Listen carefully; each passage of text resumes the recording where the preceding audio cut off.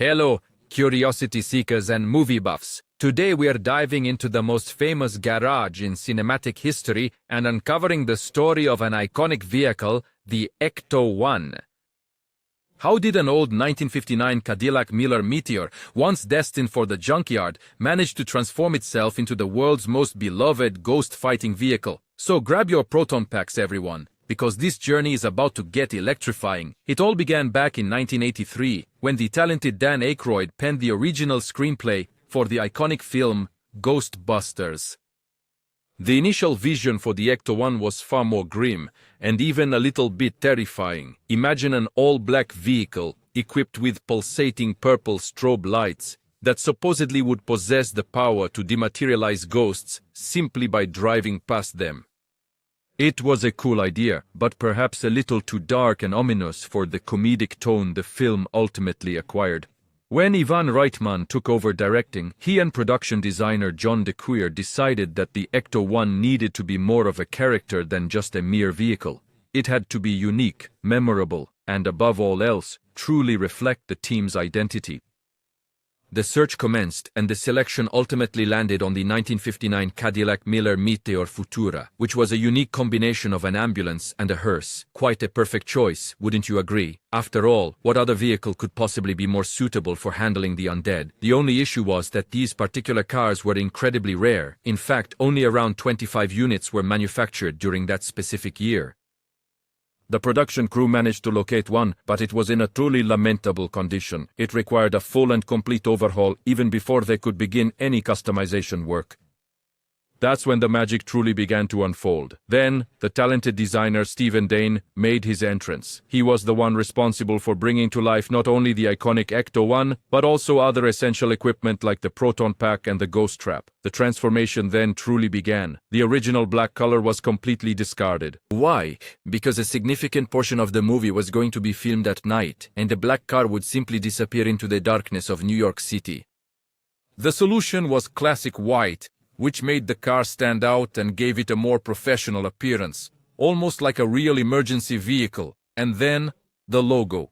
The famous ghost inside the No Ghosts sign, created by associate producer Michael C. Gross. It was emblazoned on the doors and the rear, sealing the car's visual identity. But what truly makes the Ecto-1 is the paraphernalia on the roof. That jumble of antennas, boxes, sirens, and lights isn't just there for show.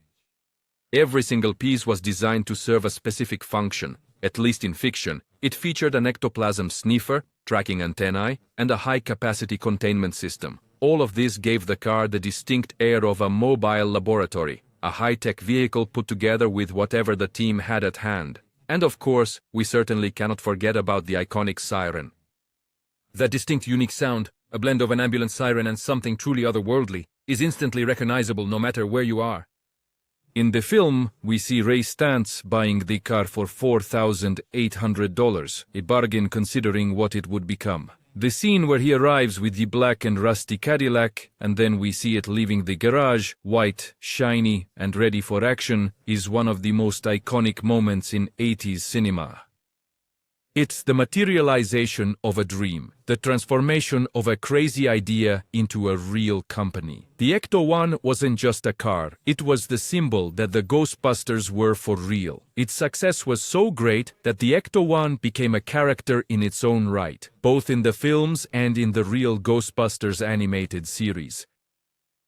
In the animated series, it became even more versatile, even gaining the remarkable ability to fly in certain episodes, where it was then referred to as Ecto-2 whenever it transformed into a helicopter. This truly solidified its iconic image in the minds of an entire generation of young children. Then, for the movie Ghostbusters 2, the Ecto-1 received a significant upgrade, officially becoming known as the Ecto-1A. It was outfitted with additional lights, more specialized equipment on its roof, a digital display board showing various messages, and a freshly updated logo. This represented a more is more philosophy applied to the original design, clearly reflecting the immense success and significant expansion of the Ghostbusters operations within the film's narrative. However, after many dedicated years of active service, the original Ecto-1 vehicle had genuinely begun to show significant signs of deterioration. It lay abandoned in the backlot of Sony Studios for an extended period, slowly rusting and suffering vandalism. It was a truly sad sight for the fans to behold. Fortunately, a group of dedicated fans launched an online campaign urgently calling for the restoration of the regarding the car.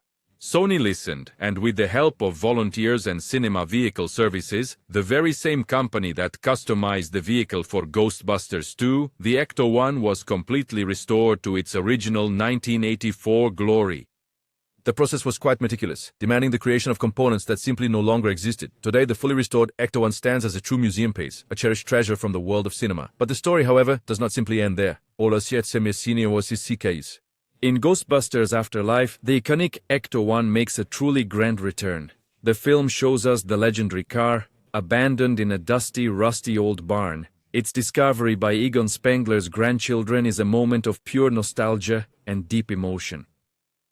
Watching it get fixed and back in action, with its siren wailing once again, sends shivers down any fan's spine. And the addition of the gunner seat, that pop-out gunner's chair, was a brilliant innovation, showing that even a classic can learn new tricks.